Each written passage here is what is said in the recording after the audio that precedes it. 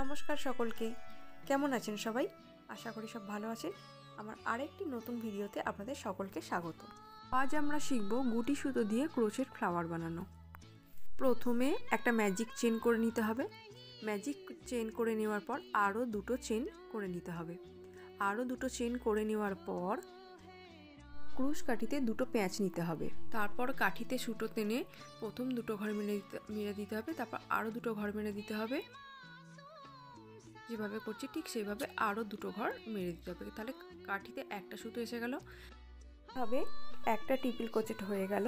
তারপর আমি আবার কুশি কাটায় বা আমার ক্রুশ কাঠিতে দুটো প্যাঁচ নিয়ে নেওয়ার পর একই রকমভাবে দুটো দুটো করে ঘর মেরে আমি আরও একটা ট্রিপল ক্রোচেট কমপ্লিট করে নিয়েছিলাম।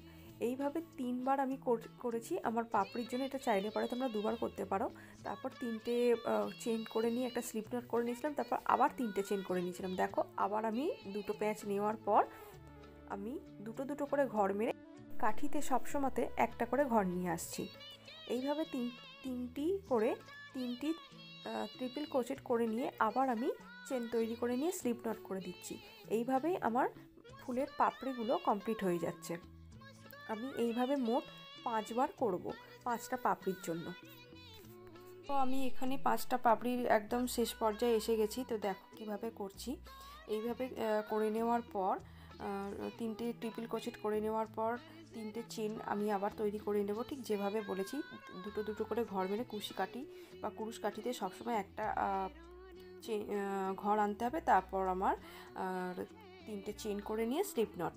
এরপর যে সুতোটা প্রথমে আমি ঘর তৈরি করার সময় করেছিলাম ম্যাজিক চেনে, সেই সুতোটাকে জোরে টেনে দিতে হবে। যত টানবো ওই ভেতরের গোল ফুটোটা তত ছোট হয়ে যাবে এবং এটা খুব জোরেই করতে হবে। যত আর কি আমি টাইট করব তত আমার পাপড়িগুলো ফুলটা খুব সুন্দর হয়ে যাবে। দেখো, সব থেকে ছোট্ট মিষ্টি আমার ফুল তৈরি হয়ে গেল। আমি এভাবে আরও 3টি ফুল করেছিলাম। পাশে থাকার জন্য সকলকে ধন্যবাদ।